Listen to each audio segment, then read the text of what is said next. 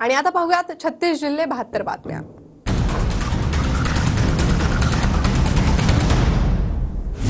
पंतप्रधान नरेंद्र मोदी आज महाराष्ट्र दौऱ्यावर। मुंबई आणि पालघरमध्ये मोदींचे 2 कार्यक्रम। मोदींच्या हस्ते आज पालघरमधील वाढवण बंदराचेही भूमिपूजन।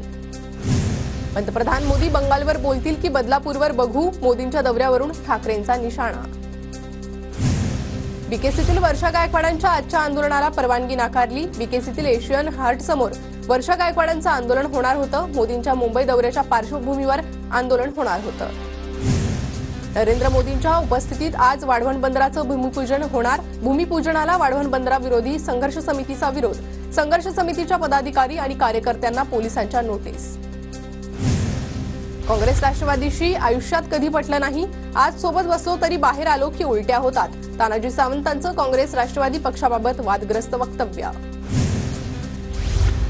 बोलणं ऐकून घेण्यापेक्षा सत्तेतून बाहेर पडा। तानाजी सावंतांच्या विधानावर अजित पवार गटाच्या उमेश पाटलांचा अजितदादांना थेट सत्ता सोडण्याचं आवाहन। महायुतीत कुणालाही उलट्या ताप अंगदुखी आलेलंच चालणार नाही। शिंदे गटाच्या भरत गोगावलेंचा मंत्री तानाजी सावंतांना घरचा आहेर। 29 सप्टेंबर पासून उपोषण करणारच, आरपारची लढाई म्हणत मनोज जरांगे उपोषण करण्यावर ठाम। तर 29 सप्टेंबर पर्यंत वेळ देतो, फडणवीसांना माया आहे की नाही बघू, जरांगेंचा इशारा। आरक्षण विरोधी बोलणाऱ्या भाजपच्या आमदारांना पाडणार, मला तुरुंगात टाकल्यास नागपूरसह भाजपची एकही सीट येणार नाही, मनोज जरांगे पाटलांचा देवेंद्र फडणवीसांना इशारा। रावसाहेब दानवेंनी माझ्यावर केस करायला लावली, आता तुझा कोणी उमेदवार उभा राहू देतो मग दाखवतो कचका, जरांगेंचा रावसाहेब दानवेंना इशारा। गिरीश महाजनांच्या माध्यमातून फडणवीसांनी लाठीचार्ज घडवला, देवेंद्र फडणवीसांनी सर्व समाजावर अन्याय केलाय, मनोज जरांगे पाटलांचा आरोप। मनोज जरांगे सुपारीबाज, शरद पवारांची सुपारी घेऊन फडणवीसांवर टीका करतात। जरांगेंनी उमेदवार उभे करावेत, निवडणूक लढवावी, धमक्या देऊ नये, भाजपा आमदार प्रसाद लाड यांचं प्रत्युत्तर।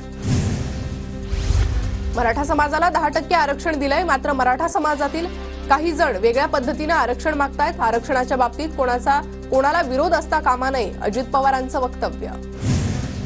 उद्या दिल्लीत शरद पवारांच्या सुरक्षेबाबत आढावा बैठक। गृह खात्याचे वरिष्ठ अधिकारी शरद पवारांशी चर्चा करणार। पवारांनी अद्याप केंद्राची सुरक्षा स्वीकारली नाही। विधानसभा निवडणुकीत 10 आमदार आले तरी रासपचाच मुख्यमंत्री असेल, रासपचे अध्यक्ष महादेव जानकरांचं वक्तव्य। काँग्रेसचे जितेश अंतापूरकर यांचा आमदारकीचा राजीनामा, अंतापूरकर भाजपमध्ये जाण्याची शक्यता। विधान परिषद निवडणुकीत पक्षाने दिलेल्या आदेशाविरोधात मतदान केल्याचा त्यांच्यावर आरोप। पुतळा कोसळल्याप्रकरणी माफी मागतो, मुख्यमंत्री एकनाथ शिंदे यांचं वक्तव्य। विरोधकांनी राजकारण न करता पुतळा पुन्हा उभारण्यासाठी सूचना द्याव्यात, मुख्यमंत्र्यांचं आवाहन। कोणी म्हणतो नेव्हीनं काम केलंय, कोणी म्हणतो पीडब्ल्यूडीनं काम केलंय, पण चूक ती चूकच, त्यात कोणीही दोषी असो त्याला सोडणार नाही, अजित पवारांची प्रतिक्रिया। काल ठाकरे गट आणि राणेंनी शांतपणे घ्यायला हवं होतं, वल्लभभाईंचाच पुतळा असलेल्या ठिकाणी पण वारा आहे, मग तो पुतळा तरी नाही पडला ना। घडलेल्या घटनेचं दुःख असल्यामुळेच आंदोलन, भुजबळांची प्रतिक्रिया। मालवणमधील पुतळा दुर्घटनेप्रकरणी अजित पवार गटाचं राज्यभरात आंदोलन। महाराजांच्या पुतळ्याजवळ बसून राष्ट्रवादीच्या नेत्यांचं मुक आंदोलन, नवा पुतळा उभारण्याची मागणी। शिवरायांचा पुतळा बनवणारा मूर्तिकार जयदीप आपटे आरएसएसचा माणूस, ब्रांचा पुतळा बनवूनही डोक्याजवळ कागद आणि कापूस ठेवला, नाना पटोलेंचा गंभीर आरोप। जळगावच्या जामनेरमध्ये मालवण येथील घटनेच्या निषेधार्थ अजित पवार गटाचं आंदोलन, घटनेतील दोषींवर कठोर कारवाई करण्याची मागणी। मालवण येथील घटनेच्या निषेधार्थ करमाळ्यात छत्रपती शिवाजी महाराजांच्या पुतळ्याला दुग्धाभिषेक, सरकारचा निषेध करण्यात आला। नंदुरबारमध्ये देखील अजित पवार गटाचं मालवण दुर्घटनेच्या निषेधार्थ आंदोलन, घटनेचा निषेध करण्यात आला। दमदार पावसामुळे धुळे जिल्ह्यातील प्रकल्पांमध्ये 71% पाणीसाठा, पाणी टंचाईचं सावट दूर, शेतकऱ्यांना दिलासा।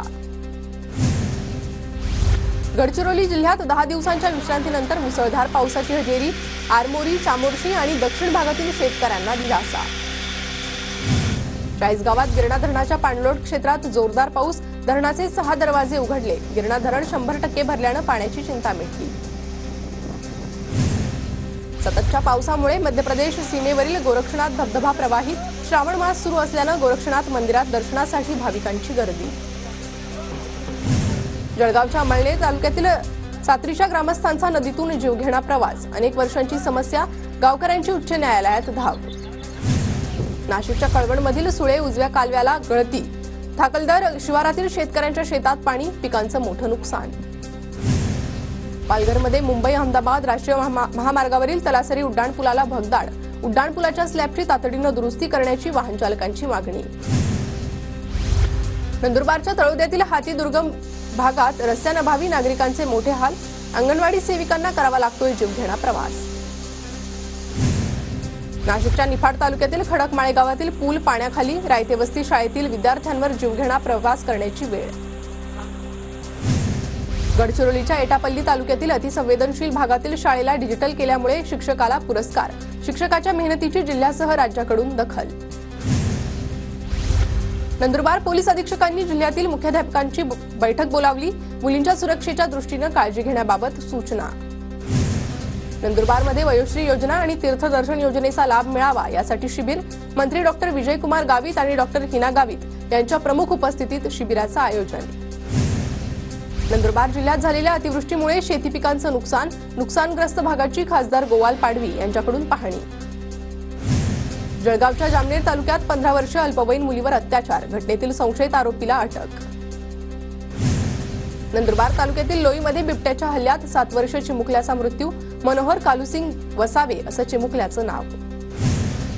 मुंबई गोवा महामार्गाचं काम करणाऱ्या ठेकेदारांवर गुन्हा दाखल. मुख्यमंत्री शिंदेंच्या आदेशानंतर रायगड पोलिसांकडून गुन्हा दाखल. चिपळूणमधील ध्वजस्तंभ लोकार्पण सोहळ्यात भास्कर जाधव नाराज. सकाळी 11:30चा कार्यक्रम 1:30 वाजेपर्यंत सुरू न झाल्यानं जाधव संतापले. हक्कभंग आणणार म्हणत अधिकाऱ्यांनाही झापलं.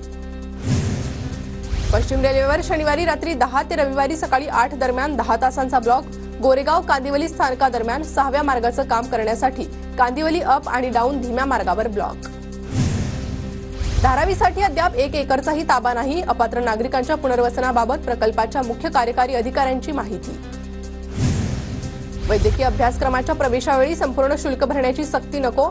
आर्थिकदृष्ट्या दुर्बल घटकातील विद्यार्थ्यांना वैद्यकीय शिक्षण विभागाचा दिलासा.